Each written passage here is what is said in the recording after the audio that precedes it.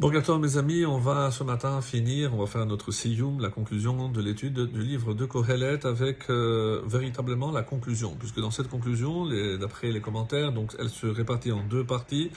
Donc on reprend d'ailleurs la formule Hevel Havali Makol par laquelle on avait commencé, et des conseils. Penia la Corée avait un petit Torah Kohelet, c'est un petit peu quel a été le but de tout le livre, l'enseignement majeur de tout ce livre de Kohelet.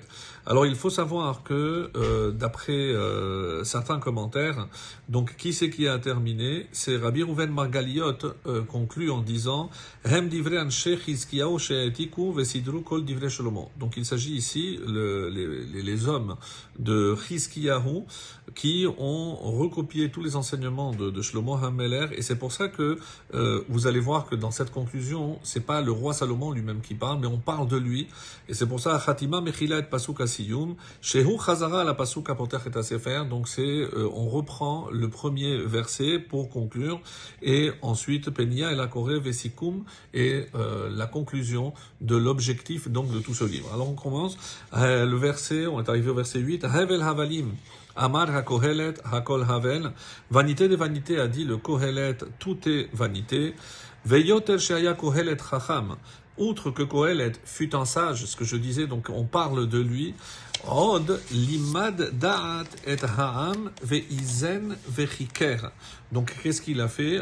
En plus qu'il était sage, il a encore enseigné la connaissance au peuple. Il a écouté vechiker, il a examiné Tiken Meshalim Arbe, et il a mis en place, il a mis en ordre un grand nombre de proverbes. Bikesh Kohelet limtso divrei chefetz vechatuv yosher divrei emet. Qu'est-ce qu'il a cherché à faire, Kohelet? Kohelet s'est appliqué à trouver divrei chefetz, des paroles plaisantes, vechatuv yosher, et à écrire avec yosher, avec rectitude, divrei emet, des paroles de vérité. Divrei Chachamim, donc à quoi maintenant il va comparer les paroles des sages? Divrei Chachamim kedarbonot.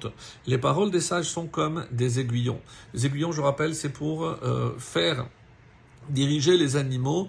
Donc même, comme disent les commentaires ici, Hemdokrim, c'est vrai que ça pique. Aval madrichim et abehema bederech yeshara, mais c'est pour guider l'animal sur la bonne voie.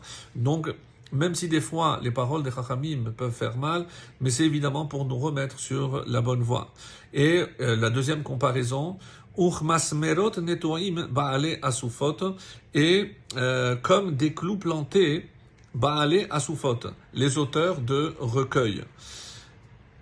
Nitenu meroe echad, donc ils sont donnés par un pasteur. Ici, évidemment, c'est une allusion encore à Shlomo HaMelech. Meroe echad sont dus à un pasteur unique. Donc il était vraiment hors norme. Veyoter mehem abeni, et là on change, donc on s'adresse maintenant au lecteur directement. Veyoter mehem abeni hizaher. Et quant à faire plus que cela, mon fils, fais attention, garde-toi de quoi? Asot sefarim harbe enketz, de faire des livres en grand nombre. Velahag harbe serait sans fin. Donc faire des livres en grand nombre serait sans fin, parce qu'il y aura toujours, on pourra toujours en sortir. Velahag harbe, Lahag, c'est Vehagitabo, donc c'est étudier, et beaucoup d'études. Yegi'at basar est une fatigue pour la chair. Donc attention, ce n'est pas parce que on va accumuler, et c'est comme ça que les commentaires disent, il ne suffit pas d'accumuler des livres, évidemment qu'il faut les étudier. Et sauf davar, ça c'est la vraie conclusion, et c'est sauf davar, la fin, littéralement, de cette parole, de ce discours. Hakol nishma, le tout est entendu. Que quoi? Et a Elohim yera ve'et mitzvotav shemor. Donc, crains Dieu et observe ses préceptes, qui zekol adam, car c'est là tout l'homme. C'est le but de l'homme, craindre Dieu et observer ses préceptes. C'est la conclusion. Qui est kol maaseh Elohim yavi bemishpat al kol ne'elam, car Dieu fera venir toute œuvre en jugement concernant tout ce qui est caché. Dieu sait tout. Concernant tout ce qui est caché, im tov im ra, que ce soit bon ou que ce soit mauvais. Et Amar Rabbi Yirmia, donc la conclusion, notre conclusion aussi de tout ce livre, Rabbi Yirmia a dit en parlant de Kohelet, Gedola hi ha'ira, Qu'est-ce qu'elle est grande, la crainte? Sheshne Sefarim Shekatav Shlomo Lo Chataman El Abeira. Parce que les deux grands ouvrages que nous venons d'étudier, et aussi bien Michelet que Kohelet, se terminent avec la ira, avec la crainte. Chada ou dirtiv, comme c'est marqué dans Michelet, Sheker Achen Vehevel Ayofi, Isha Irat Hashem Hititalal. Quelle est la femme digne de louange? C'est celle qui craint Dieu. Et dans notre livre, Upsifra Didan Ktiv, et quelle est la conclusion, notre conclusion dans le livre de Kohelet? Sauf Davar Akol Nishma et Alum Yira. Tout est entendu. Donc après avoir tout entendu, qu'est-ce qu'il ressort de là? Akol Nishma et Elohim Yira, c'est craindre Dieu.